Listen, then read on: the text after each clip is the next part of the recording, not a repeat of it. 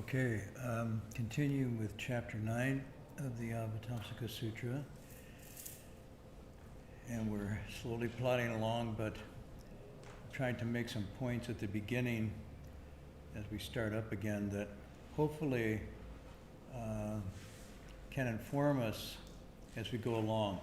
And actually, partly the reason I'm doing this is to try to share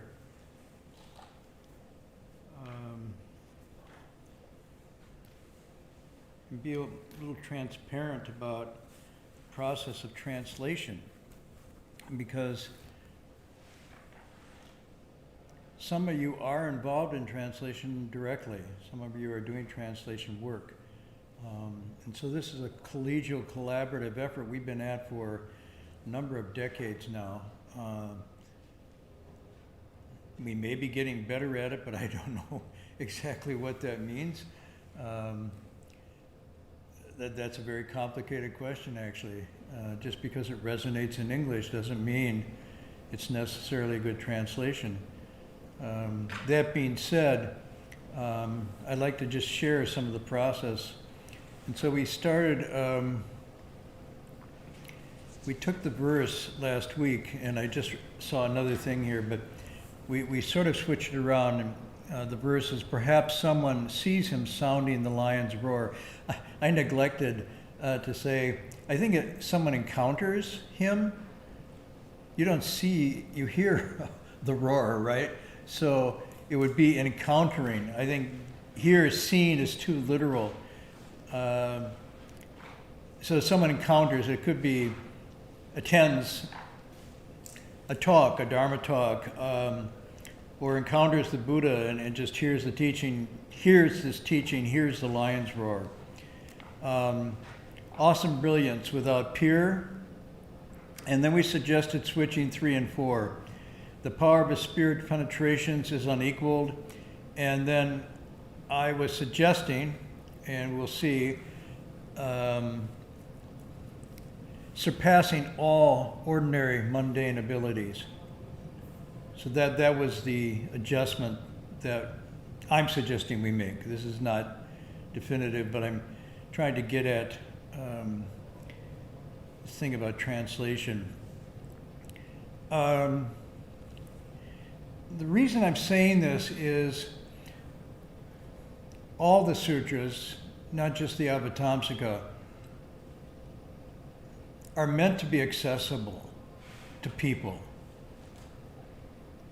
This is really important to understand. It's not that these teachings are extremely esoteric or metaphysical conundrums, or that you have to have some mystical depth of training to penetrate them. They may seem far out, far away, distant, but the goal of translation and the goal of someone who's discussing these texts as I am, and the goal of the listener is to close that gap. Often the gap is a gap in understanding and cultivation on the part of us. It's not the problem with the text. Over time, maybe, and over misuse of our human potentials, we occlude those abilities to see and hear these things very clearly and directly, as if to resonate with us. And the text, some of them are very simple and direct and seem very accessible, and others describe a more advanced, or you could say a more cultivated, profound sense of understanding. But it's all within the human range. I want to quote you just a section to frame that a little bit. And this is from the Platform Sutra attributed to Wei Nung, the sixth patriarch.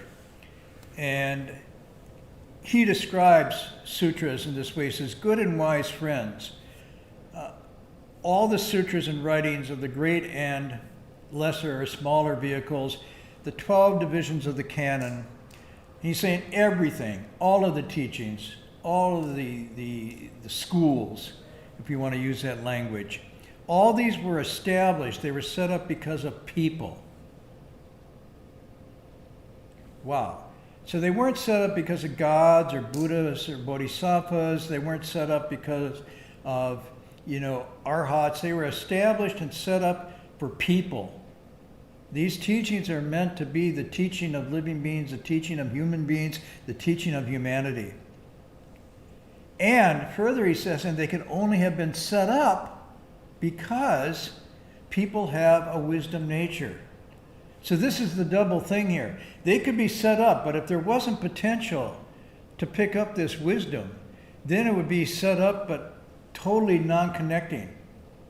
And if people have a wisdom nature, but these texts aren't there to catalyze it, to illuminate it, then there's no reciprocity, there's no exchange happening. So they were set up because of people, and they could only be set up because people had this innate potential. And then he goes on, he says, if there were no people in the world, all the myriad Dharma teachings would not exist by themselves. So there'd be no reason for having these sutras and shastras and Vinaya and so forth if there were no people. And therefore, he says, you should realize that the myriad Dharma teachings arise because of people, and all the sutras are taught and explained for people.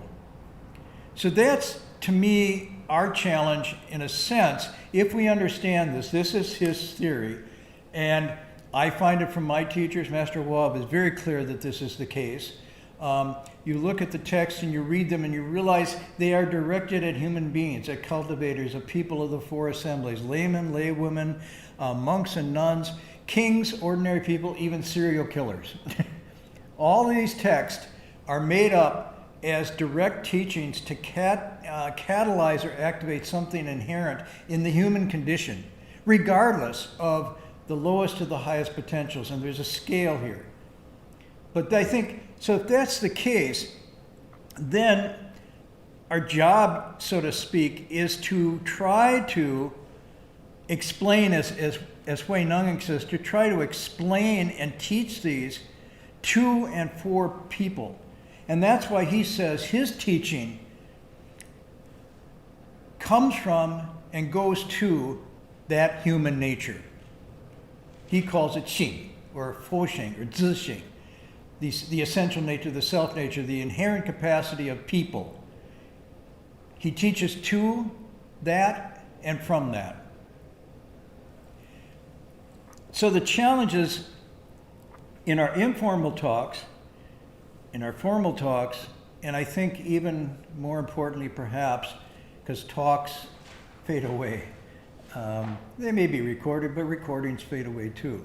But in the actual scriptures that we translate, we have to try as best as we can to bring this back into the human, to make it accessible to the human. Sometimes that's easier than not. We live in a particularly difficult age where spiritual teachings are not the first choice in everybody's list. That doesn't make them less relevant and less important. In fact, I would argue it makes them more important and more relevant. Because out of compassion, the losing of this glimpse of this feel for our essential nature is probably the most dangerous thing to lose and the most precious thing to maintain. It's called the bodhicitta, this intention, this inclination towards awakening. So, as we went into that, we were talking last week about when something is translated, there's the formal, there's the dynamic. Remember, formal is word for word, dynamic was sense for sense. And then I introduced an idea of therapeutic equivalence, or you could say transformative equivalence. You could say medicinal equivalence. In other words, that the translation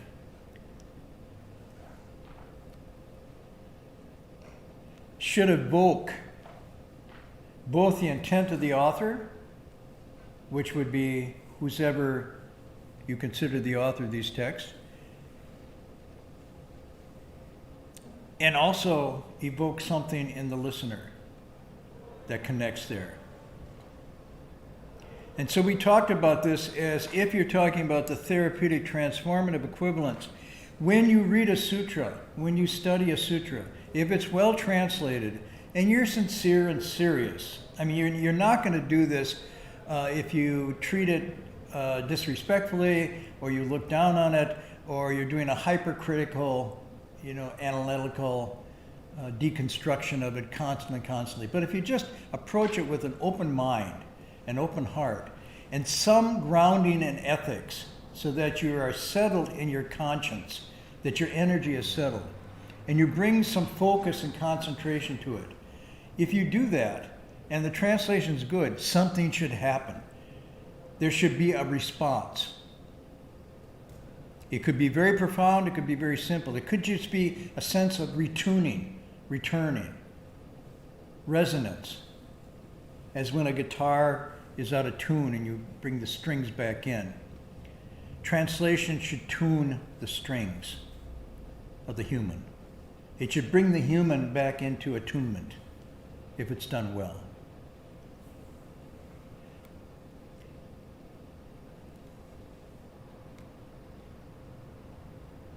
And I gave you some examples last week that this isn't my imagined analogy. This is actually coming out of the text. The idea of it is medicine, that it's meant for people, and that it should have a very corresponding relevant impact if all the conditions are there.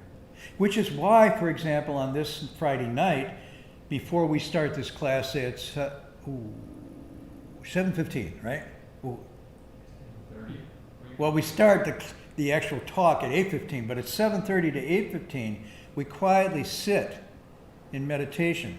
And what that's doing is, that's not for the sutra. The sutra is already in meditation, okay? It doesn't have to sit. It's already there. We sit to drop our chi down, to drop our conscious mind down to more equanimity, more balance, more repose and openness, so that when those words come, it's just like water on dry ground. It just goes, it soaks right in. So the calming beforehand is actually part of the preparation for studying these texts. Then I mentioned one of the things I want to bring up tonight is what is the marker that it's a good translation? What is the marker that it's working? And I use this word working, yung. The text should work. They should be mechanisms of change, of liberation, of transformation. They should be lubricant, WD-40 if you want, however metaphor you want to use. They should, or in acupuncture, the needle or the herbs should cause the chi to move and for balance to be restored. There should be a corresponding response. What are the markers for that? We have some pointers in the text. One of these would be, on a very gross level, if done properly, you should feel a sort of sense of joy at hearing it. You should also feel a sense of shame and remorse at having been away so long, or letting yourself get so distant from it, or living a life that impeded access, not to the text, but to what the text is pointing to as a mirror in ourselves. So the joy and shame and remorse can be simultaneous, and both can evoke tears, watery eyes, or some kind of visceral response. But it also should lead to active cleansing, active purification.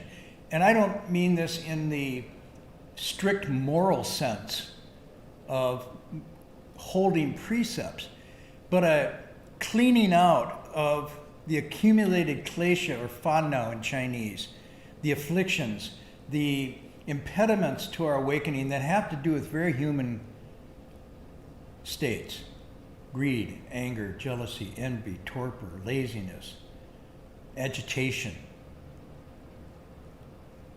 views that are off-center. You go and you move in, and often what you find when you hear a text, if you are clear, it will actually tug at those places. It'll actually poke at those places. Sometimes even the imagery of the text if it's talking about lotuses and lights and jewels, it can, in a kind of aesthetic way, trigger this wish to return to wholesome purity, to clarity. And it could it be change friends, hang around with more decent people. When one of the nuns in the time of the Buddha asked the Buddha, basically she wanted to go off and really do it on her own. But she wanted to get some instruction about how she should go, because she realized in going on her own, she would no longer be hearing the teaching of the Dharma from the Buddha. But she also didn't want an elaborate, scaffolding of principles and ideas and text. So she asked the Buddha, could you teach me the Dharma in brief, in a nutshell, in a kernel? So having heard it, I might dwell alone, secluded, heedful. Now heedful is very interesting. Heedful means taking stock of my thoughts, my feelings, my emotions, my impulses, watching them to make sure they don't go off center. Ardent and resolute, she says. Really serious, really dedicated. She really wants to do this. Why she really wants to do this, I'm not sure. Sometimes my teacher would say, why don't you want to do this? Life is short. You have a brief interval before you're born and dying. And what are you doing with that? Why don't you really connect with your spiritual nature? Because everything else is going to evaporate and fade away. And maybe she had this realization. Often the case with the nuns that came at this time, they were having a much more difficult time of leaving family and duty and responsibilities than the men. Because they were expected to continue the family line. They were expected to marry. In fact, it was considered to be very, not just dangerous, but improper to be a woman alone. To be a woman alone at this time. So they didn't have the freedom or the luxury necessarily to go off. So my guess is I don't know her story, to be interesting to look at her background story, but she obviously had to knock over some bridges and hurdles to get to the point. And maybe that knocking over of those things made her even more resolute and serious, because it wasn't easy. It was like, oh, well, you're a young man. Our family's expecting a monk. Why don't you go off and be a monk, and we'll support you. We'll bring you food and clothing every day, and everybody will like you, and it'll be really great. Your brother can have a family and keep the family line going, blah, blah, blah. It wasn't the case often with women. So I'm guessing in this case she probably had to leave her husband, maybe even had to leave her family responsibilities. She had to go into a religious community with renunciation of all these things that tied her to the world. So I'm guessing at this point, not only did she leave the community, now she's going even further away on her own to dwell alone, she says. Secluded, heedful, ardent, and resolute. I really want to pursue this. So even maybe at this point, her duties within the community were so much that it wasn't enough for her to really focus. I don't know. What the Buddha answered was very interesting. He didn't answer with, you should be mindful of the Four Noble Truths. You should be mindful of the Eightfold Path. He didn't say, you should memorize this sutra, or you should memorize the teaching. What did he point to? He pointed to qualities of character, psychological, emotional, intellectual states that are accessible to every human being as the marker of what she asked for. When she said, teach me the Dharma in brief, here's what he said. The Dharma is these qualities, these characteristics that lead to dispassion, not to passion. So it is a Dharma. What is a flavor? And this would be true of translation. If in the translation we invoke a sense of moving away from impassioned entanglements, lusts, and unexamined desires, and more to an equanimity, a dispassion. Dispassion doesn't mean indifference. It means cool, chill, not on fire. To being unfettered, not being fettered. Now, unfettered means really it's another word for klesha-free, but not tied up, not bound by attachment to self, attachment to dharmas. To shedding, not accumulating. Lighten your load. And he didn't mean just materially, of course. And when somebody becomes a monk or a nun, they have the joy of lightening the load. There's someone hot now who tells you how to lighten your load, and she publishes books on it, and it's all about, going through your closet, going through your drawers, lighten your load. You really want to lighten your load, just see through it and put it all down. But what a monk or nun does is gets rid of not just the things, but the mind that wants the things. So the shedding, not to accumulating, is a freedom from wanting and craving, where everything you get ultimately doesn't satisfy, and so the itch continues. To modesty, not self-aggrandizement. To contentment, not to discontent, not to anxiety and wanting, but to a kind of satisfaction, just being right in the right place where you're supposed to be, or thou in your life. To seclusion, not to entanglement. Now, seclusion here doesn't mean going off to a hermitage.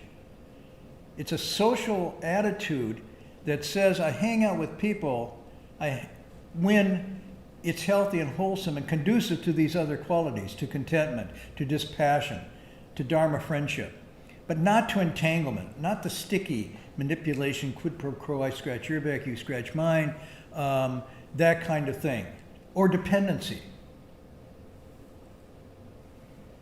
To arouse persistence, I love this, arouse persistence, jingjin, vigor, not to laziness.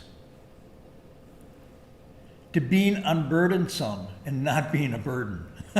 This is really quite good. What does that mean? You take care of yourself, you stand on your own 2 feet. You have relationships, there's mutual interdependence, but it's an even give and take. It's not like you're sucking all the energy, all the stuff from everybody else. So many of our relationships have to do with seeking to find someone to take up our burden, to carry us, to carry our load, to make us feel this way or that way. He said, if you can do this, you may categorically, and this is very strong, say, you may categorically hold, this is the Dhamma, this is the Vinaya, this is the teacher's instructions. That's a very powerful passage. What he's saying is, it's not just what I said is Dharma Vinaya instruction. What you do that leads to these qualities, that's the teaching. So when I bring this up, what I'm trying to do here is to suggest in our translations is we should be as close as possible evoking this sense that what the teaching is, it's not just a teaching because it says it in the text or supposedly was spoken by the Buddha, but it is these qualities of character, these qualities that it leads to, that it evokes, that it excites in us. This is also a measure whether your cultivation's on course. Is it leading to these qualities?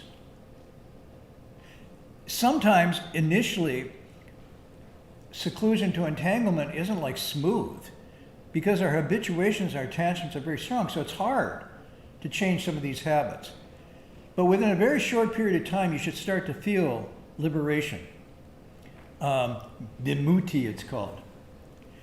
Vimutti. Now, sometimes this is called, you should taste it. So here I'm introducing a new taste. There's sweet, sour, bitter, hot, whatever, and then there's Dhamma taste. That's another taste. And Dhamma taste, it's called the flavor, and the texts refer this. It's a delight in the Dharma that surpasses all other delights. The flavor of Dhamma surpasses all other flavors. This is right from the text, not from the Avatamsaka, but from a Pali text. And what is the taste?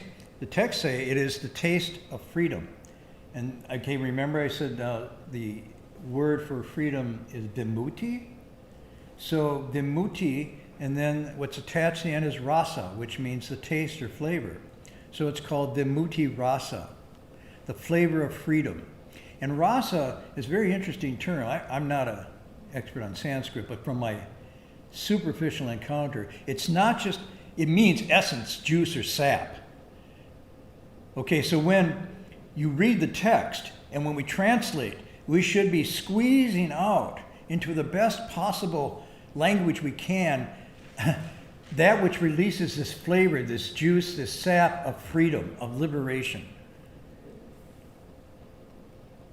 So rasa is a complete, total mind-body, spiritual, aesthetic experience, as it's meant. This is not just like I taste something sweet or bitter. There's a whole response that goes with this vimutti rasa.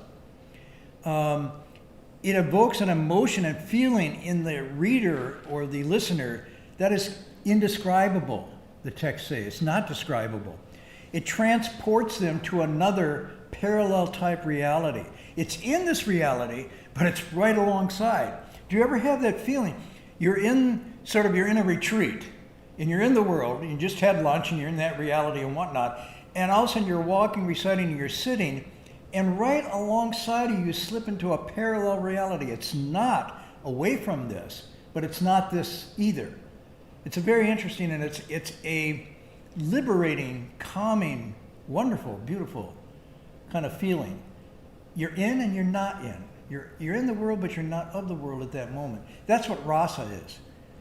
So it's not like you go off to some far-off planet or paradise. You're experiencing this right in the here and now, but it's a parallel reality. It's full of wonder and bliss.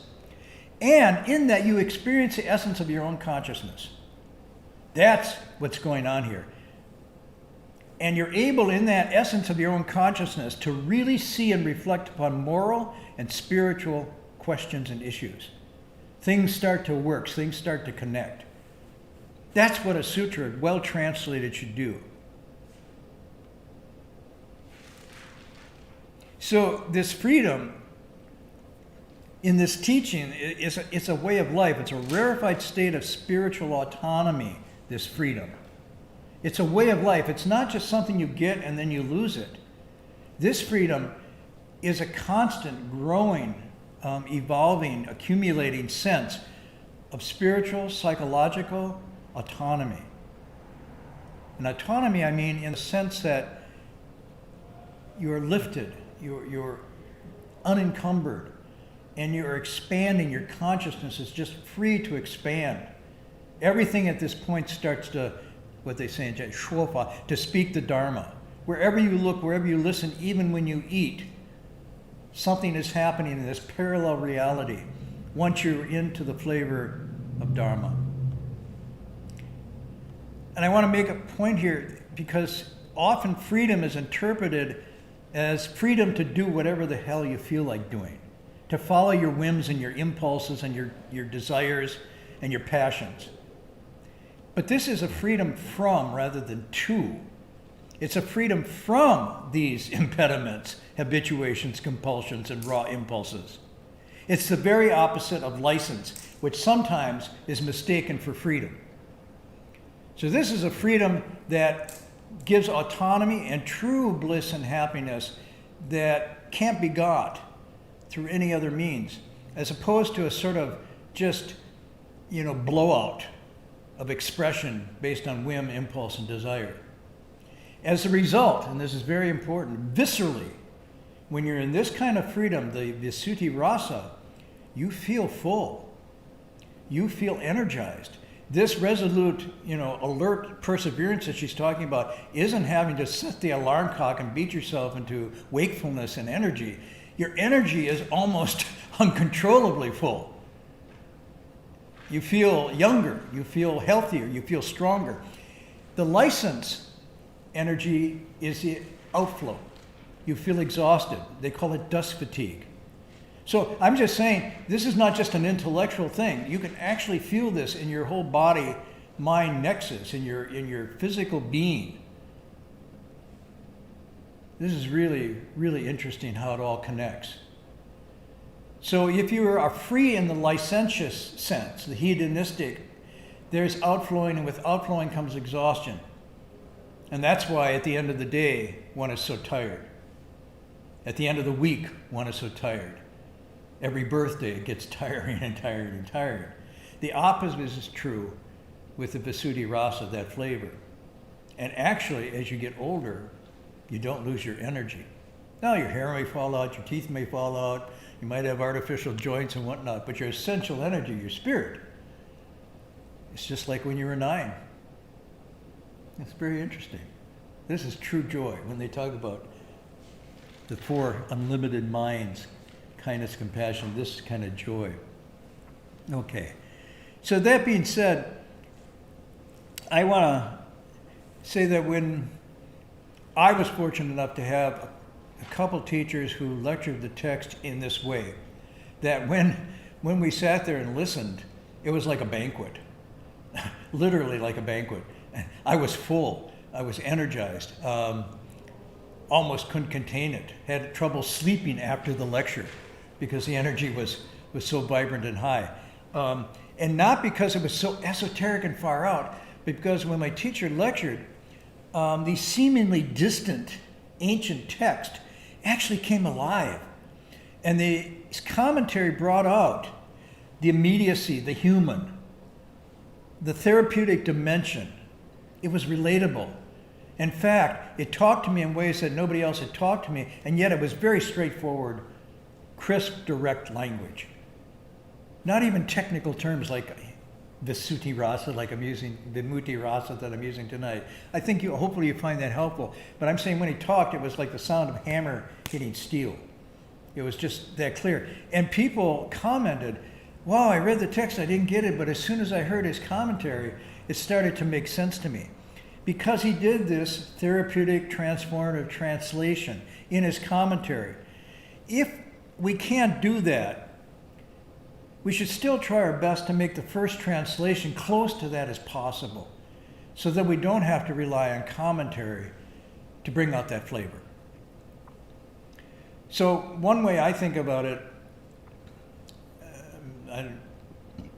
is that something like the Avatamsaka or the Vajra Sutra or the Majjhima Nikayas and so forth, these are wonderfully exquisite tea leaves. They're really great tea leaves. But the really great tea leaves don't put out a flavor and don't have a taste unless you bring in boiling water. And so the job of the translator is to bring in the boiling water to these tea leaves to release the flavor, the aroma, the taste. If it's boiled too hot, it won't do it if it doesn't come up. So the boiling, I basically think is self-cultivation. The key for good translation isn't just language training. It isn't just philosophical inquiry. It isn't just multicultural literary approaches and so forth. It has to do with self-cultivation by boiling through Shila and Samadhi, the boiling of yourself. You bring the water to the temperature. And even without then intending it, your words will bring out the flavor. They'll be true. But without that self-cultivation element, the flavor won't be released. So this is just one metaphor I would like to use. Now I'll give you another quote. Again, I maybe used this before, but I want you to sort of listen to it of what I resonated with when I was here. And this was with the Avatamsaka Sutra, listening to my teacher. And so he said this: consequently, in our daily investigation and lecturing, and I would add, and translating, of the Avatamsaka Sutra, it's essential to rely on the sutra's principles to cultivate and use the sutra as a cure for our own personal faults. See the cure of the medicine language in here? Those who are greedy after hearing the Avatamsaka should get rid of their greed, or at least reduce it. People who are hatred and envious and upon hearing the sutra should give that up, their hatred. And those who are foolish and stupid should stop being foolish and stupid. I mean, this is really direct. In other words, he's saying this should be the effect of your investigation. And if this is not happening, you're not connecting You're not really translating. I'm not just talking about translating into words for other people to read. I'm saying translating yourself in the process. Because while you translate the sutra, if you do it right, the sutra translates you. It opens up and reveals your nature. It makes sense of you to you, revealing these faults and bad habits, wanting then to get rid of them. He finishes, the principles discussed in the sutra are designed to correct our faults and bad habits. Wow. I mean, that's really direct. That's the human. It is absolutely not the case that the sutra was dharma spoken for bodhisattvas with no relationship to us, or that it was dharma spoken for arhats with no relevance for us. Don't think, and he quotes, all I as an ordinary person can do is listen to the sutra. I could never aspire to the state of a sage, to an awakened being. To think that way is to throw yourself away, to separate yourself from the sagely and the sages. I mean, this really resonated with me when I heard it, but it changed my whole attitude. It made it very personal and immediate. And then the question became, if there's a distance between what I'm reading and what I'm understanding, the problem is not with the text, the problem is with my investigation and looking into it. And that is a problem with cultivating myself. It's not like I have to think harder or have to read more commentary, but it's rather I have to soften, let go, open the heart, get rid of the burdens, and then it happens by itself. The sutra actually comes alive. Okay, so one last thing tonight. I won't dwell on this again, I'm just throwing it out for you, and that as you join with me and you think about translating and we work on this, think of language that in its first pass will have something close to that direct penetration, and it won't be obscure and turning people off. So, we mentioned then this last line here of that first verse, which is spiritual penetrations. And there was a long discussion I've had with people this week about that. It's really opened an interesting door of inquiry. A lot of people interested. I'm going to say something that probably people will find shocking. I find spiritual penetrations okay as a translation. Now other people say, "Oh my God, that's hopeless Chinglish." Literally, it's Chinese Shantung. Spirit penetrate. And what are the other translations? Anybody know some of the other language out there for these? I asked if somebody would do a little homework and check this out. Spiritual powers. Mm-hmm. I'll repeat, spiritual powers. Spiritual abilities. Abilities. Louder. Abilities. See, the good thing is, I don't have a mask on, but the monks here do, so spiritual ability. Okay. Anybody else? I also see psychic powers. Psychic powers. Or the higher knowledges. Higher knowledges.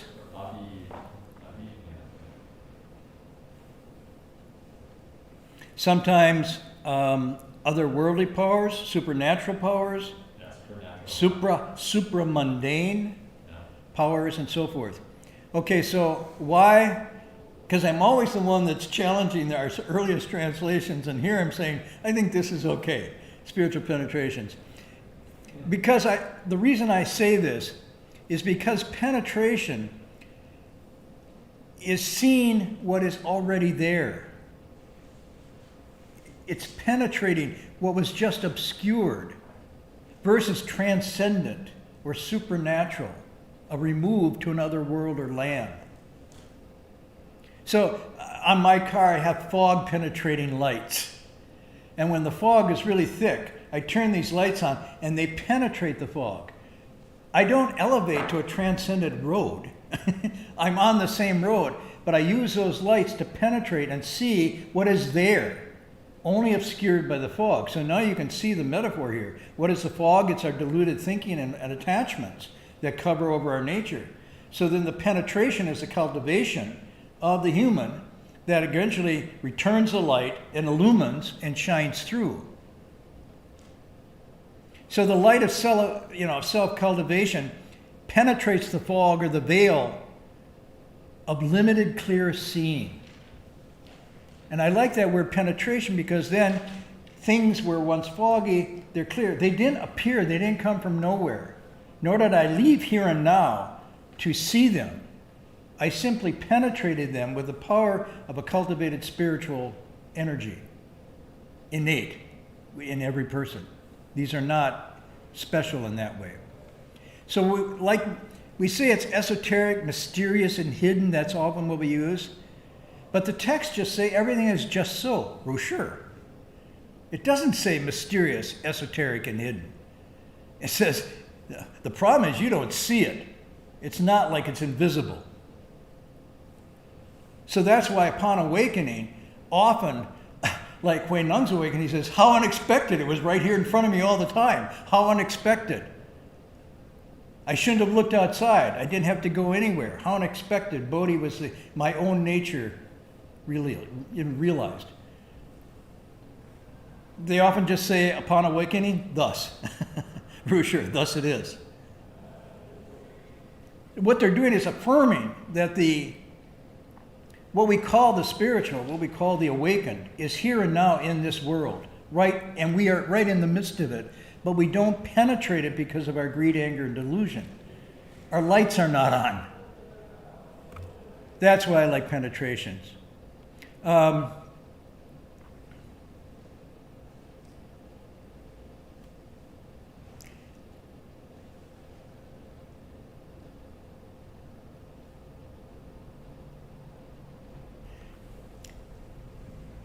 If we use spiritual penetrations, then we're moving towards something as saying our capacities are undeveloped, are limited, but it's not that those phenomena themselves are mysterious and far away and transcendent. So this becomes very important. They're not far out. Sages, when they open, don't say far out or, oh my God, duh.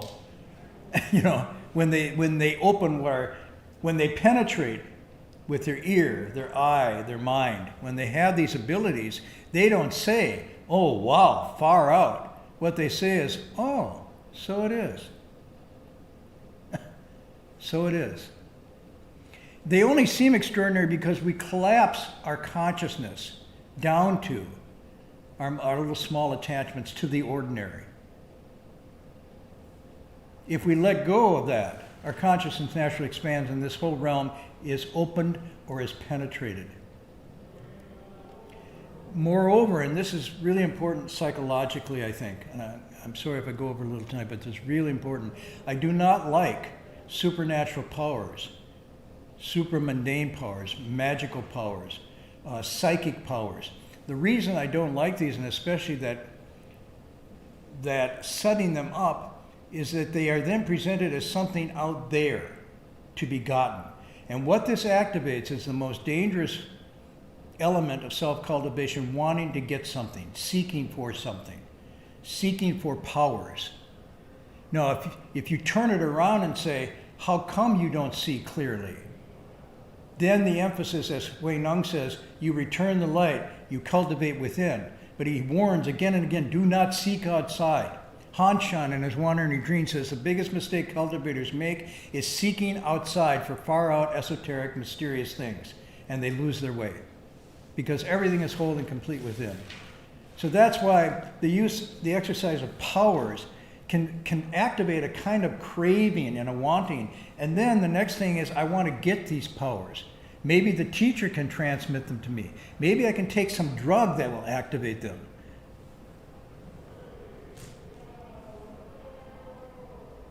It's something you free up rather than something you get. Like you unkink a hose and the water flows freely. You didn't get special hose power. You simply unkinked what was blocking it. So I would say it's a cultivating and perfecting and refining of the human that then becomes Shantung, becomes Bodhi. It's not apart from that. It's perfecting and not externally given. This is really critical, and not just theoretically, but it's very important for people who are cultivating to realize this. The temptation to want these things, to see them as outside, to see them as magical and gifted from gods and deities, is Wai Dao. It's the definition of externalism, seeking outside. So, I will maybe sort of pause here, and I'll tell you maybe next week a little more what came up in this discussion this week on spiritual and human and this whole discussion, but I will finish with one section. Did you want I was going to mention another translation I found was... to... Little louder. One thing I found was that another translation was direct knowledge. Jhana is usually meant, like, jhana is associated with the opposite of vijnana. Vijnana is divided knowledge that comes with just the senses attaching to the sense objects. Jhana is non-divided knowledge, so it's considered direct knowledge, not discursive knowledge.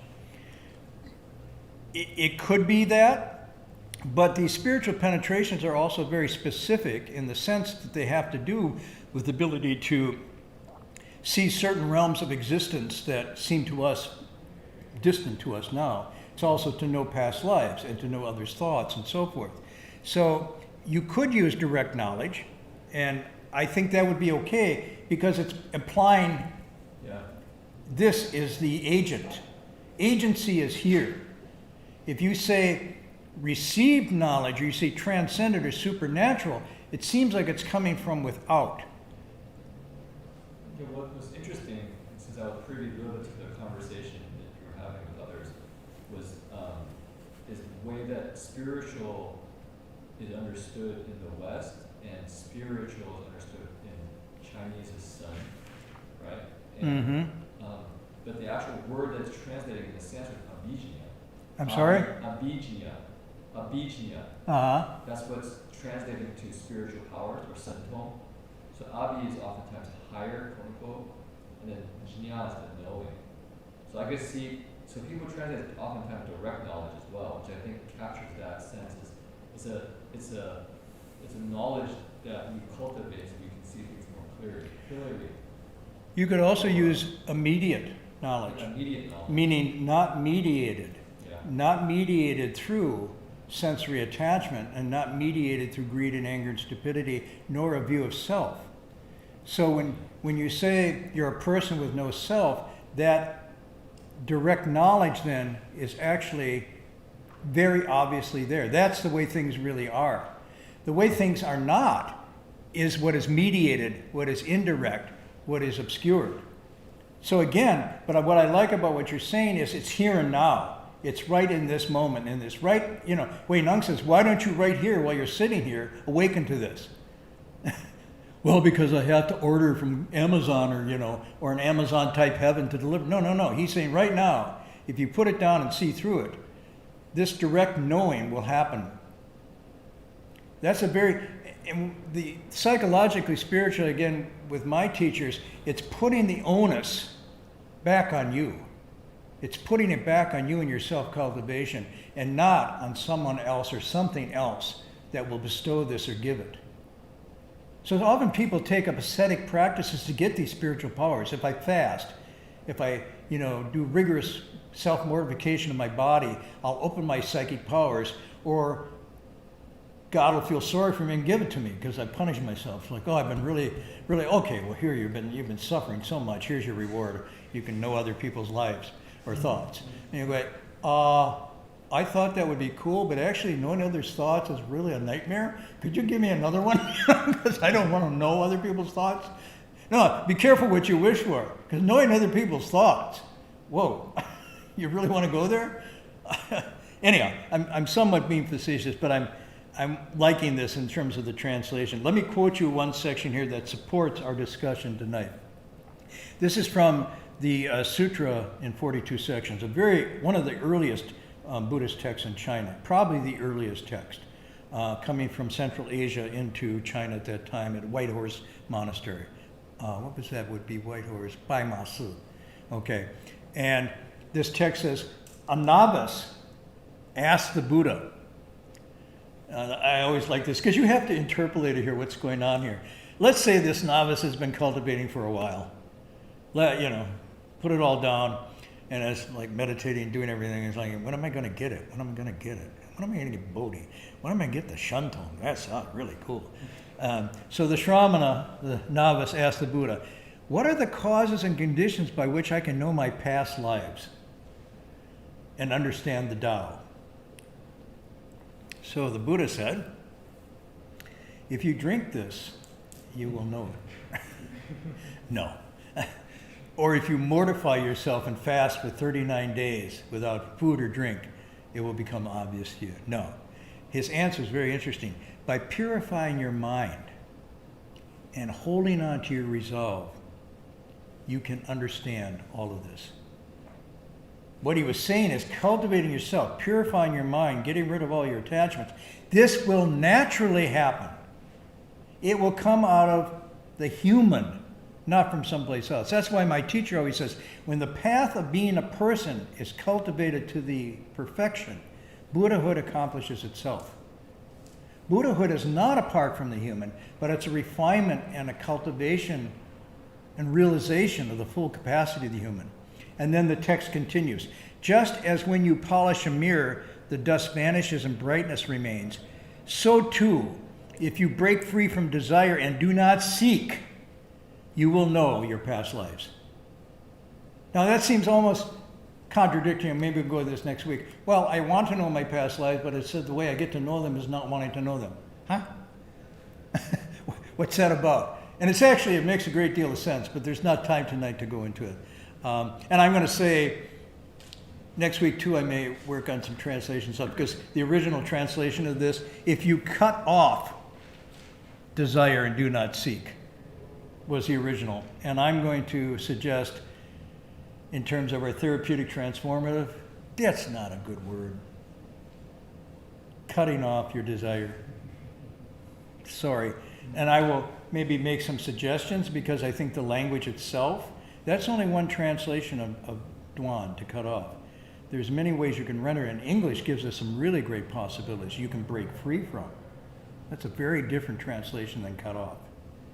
Okay, but that'll be it for tonight. And then we'll go into this next week and finish up this last verse. And again, I apologize to some extent that we spent so much time on this preliminary framing and discussion, but I think it's really important as we go along, because then all of you can participate more and have some principles by which we could challenge or question or tweak or make better the translation.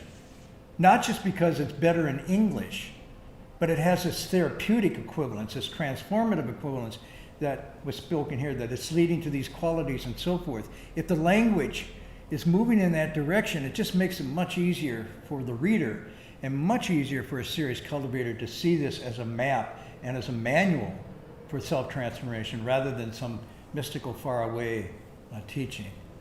So, pausing tonight, either one of you going to say something? You could share a little bit. Yeah, well, why don't you take 5 minutes? Okay. I don't know how to do it. Maybe I was turning the camera around. I left a cushion up here. There's a camera, which I'd be happy to have off of me, so I can break free of the camera.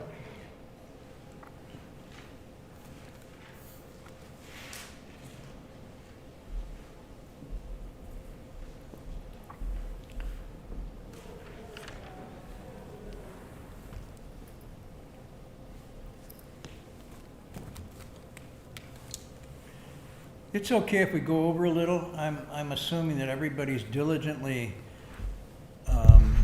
in their bubbles, socially secluded, and on a Friday night are not going out to a bunch of things, so. Okay? Lock, okay, the camera?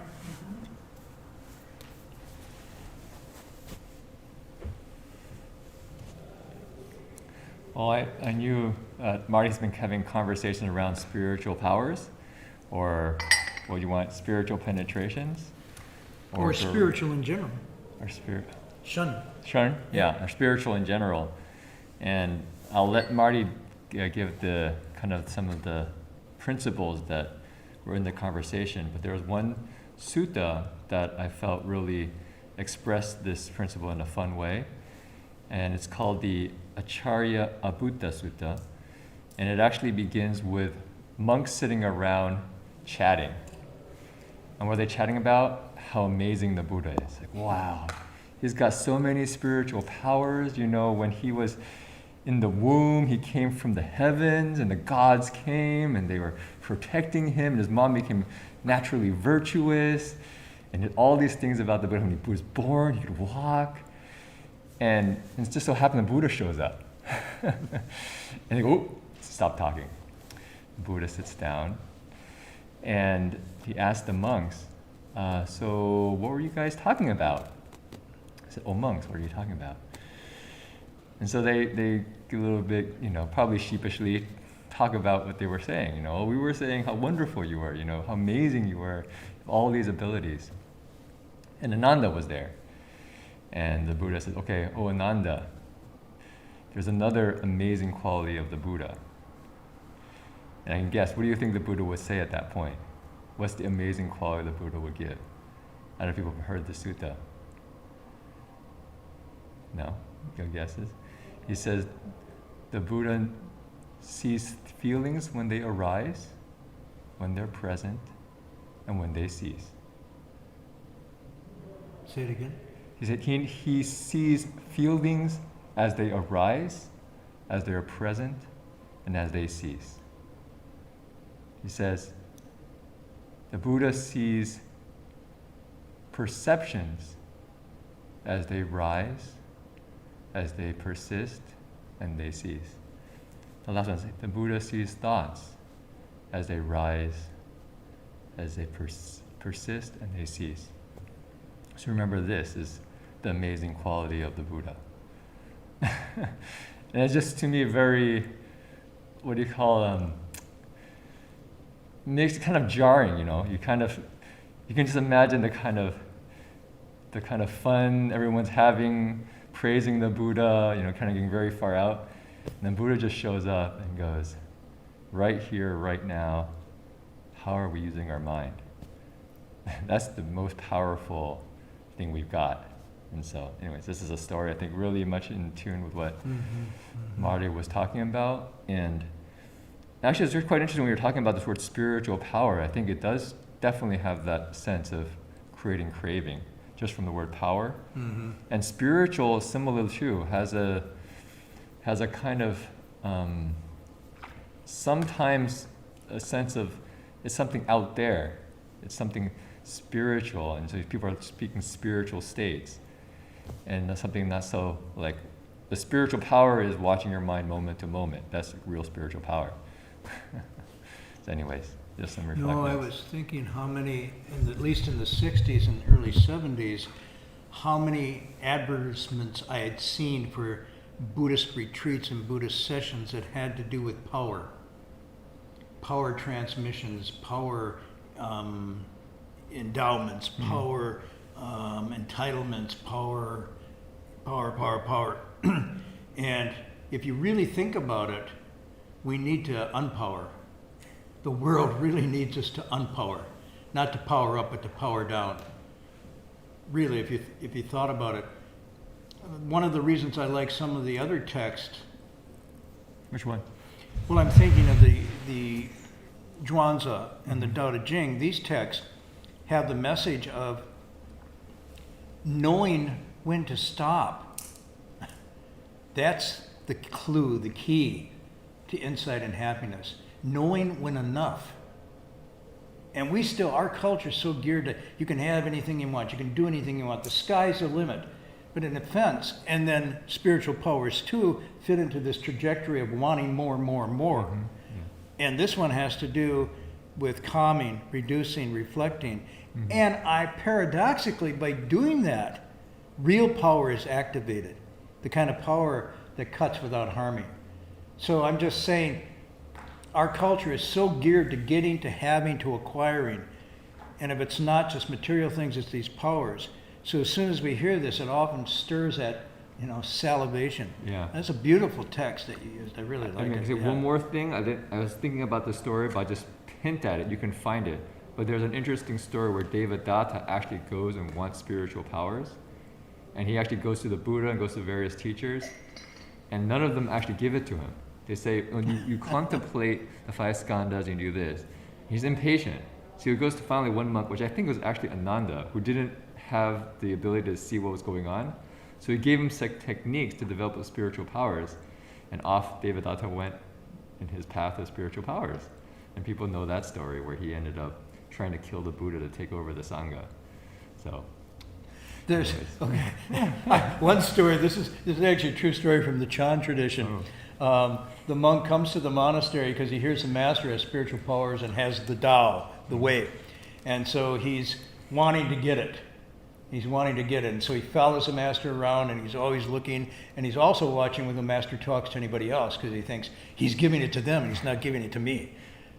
You know, there's that private conversation he's trying to overhear. Is he getting the spiritual power technique? Is he getting the Tao? And finally, he realizes the master's getting old and probably he's going to pass away soon, and he hasn't gotten it. And he's driven himself into a frenzy of wanting. He says, this is the desire. This is the resolve. My resolve is so powerful. He said, it's so powerful, I'm going to threaten to kill him if he doesn't give it to me. And so he takes a knife and corners the teacher and says, if you don't give me spiritual powers and give me the Tao, I'm going to kill you. How come you won't give it to me? And the teacher said, I've been trying so hard all these years to bestow it upon you, but there wasn't any room, any place to put it. Boom. There was no opening, there was no place, because he was filled with this passion of wanting. He couldn't actually receive the true thing. And I don't know what the story is. He had an awakening at that moment. Certainly he didn't kill the teacher. But yeah, anyhow, sort of confirms that. Yeah. Let's do, Okay. We'll do the transference in English, Okay. which by the way has also been retranslated. There's Yeah. different translations of that from the original sort of early versions we have, which I think actually resonate much better. Okay.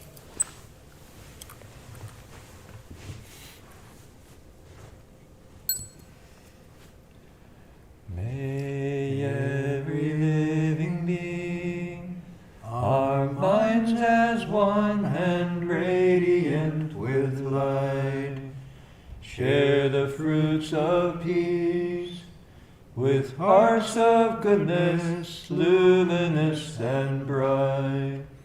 If people hear and see how hands and hearts can find in giving unity, may our minds awake to great compassion, wisdom, and to joy.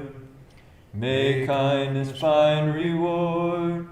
May all who sorrow leave their grief and pain.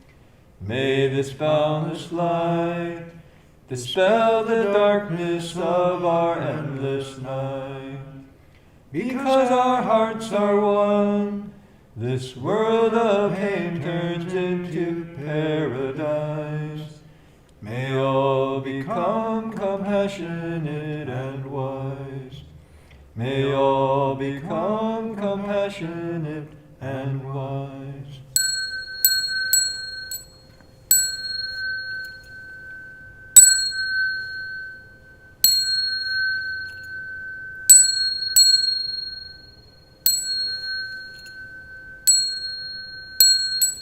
Bow in respect to the three jewels.